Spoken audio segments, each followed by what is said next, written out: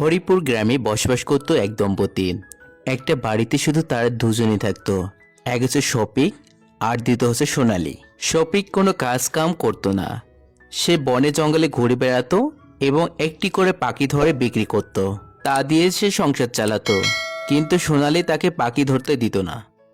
তুমি পাখি ধরা বাদ দিয়ে অন্য কোনো কাজ করতে পারো না কেন? মানুষ তো অনেক কাজ করে, এটা তো কাজ ভালো না।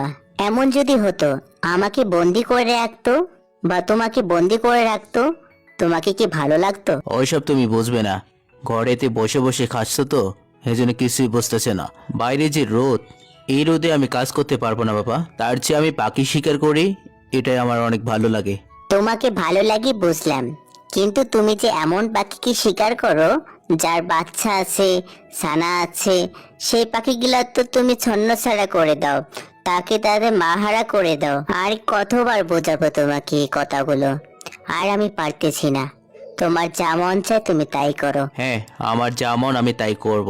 তোমাকে আমি খেতে দিচ্ছি না, পড়তে দিচ্ছি না, তুমি ওসব বুঝবে না। ওসব নিয়ে মাথা না ঘেমে যাও, রান্নাঘরে গিয়ে রান্না করো। আমি পাখি শিকার করে আসতেছি। এইভাবেই প্রতিদিন সোনালী তার স্বামীকে বোঝাতো যে পাখি ধরা যাবে না, কিন্তু তার স্বামী কিছুতেই বুঝতো না। সে প্রতিদিন একটি করে পাখি ধরতো এবং 400 টাকা করে বিক্রি করত।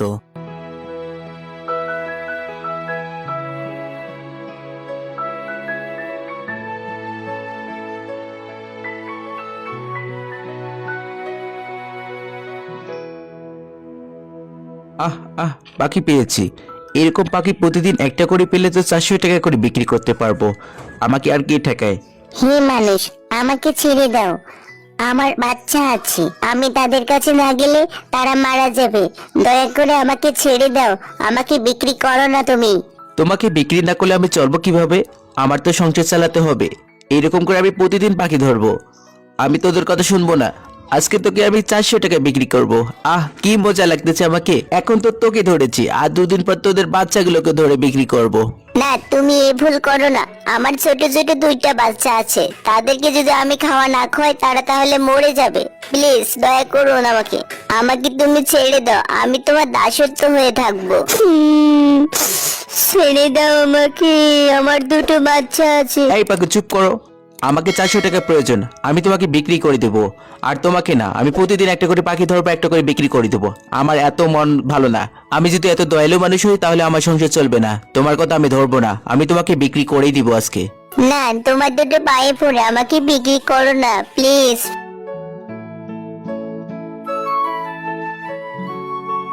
কি রে, পাখিটাকে এত বিরক্ত করতেছিস কেন? তোরে তো মাপ চাচ্ছে, তাও তো ছেড়ে দিচ্ছিস না কেন? ছেড়ে দে পাখিটাকে। আরে চাচা, আপনি চুপ থাকেন। কষ্ট করে পাখিটা ধরেছি বিক্রি করার জন্য, আর আপনার কথা ছেড়ে দিব নাকি? হ্যাঁ, ছেড়ে দিবি, কারণ এভাবে পাখিকে বন্দি করে রাখা যায় না।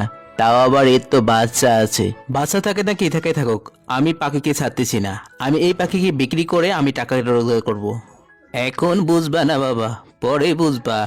তোমার পরিবারে কাউকে এরকম করে বন্দি করে রাখলে তখন বুঝবা যে বন্দি থাকা মানুষদের বা পশুদের কিরকম অবস্থা হয়। আচ্ছা আচ্ছা, ঠিক আছে, আমি বুঝবো নি। আপনি চলে যান তো চান, আপনাকে কি আসতে বলেছে এখানে? তারপর শফিক পাখিকে নিয়ে বাসার দিকে রওনা দিল। এর ফাঁকে একটি কথা বলে নেই বন্ধুরা, তোমরা যদি চ্যানেলটিতে নতুন হয়ে থাকো অবশ্যই চ্যানেলটিতে সাবস্ক্রাইব করে পাশে থাকা বেল আইকনটি অল করে দিবে পরবর্তী ভিডিও পাওয়ার জন্য। এরপর সে পাখিকে বাসায় নিয়ে চলে আসে। বোন, দয়া করে আমাকে তুমি বাঁচাও, আমার ছোট ছোট 2টা বাচ্চা আছে, তোমার স্বামী আমাকে ধরে এনেছে, আমাকে তুমি ছেড়ে দাও। আমি বাসা না গেলে আমার 2টো ছানা মরে যাবে, দয়া করে আমাকে ছেড়ে দাও। সোনালি, পাখিটাকে জন্য ছাড়া হয় না। যদি ছাড়ে দাও তাহলে তোমাকে বাড়ি থেকে কিন্তু বের করে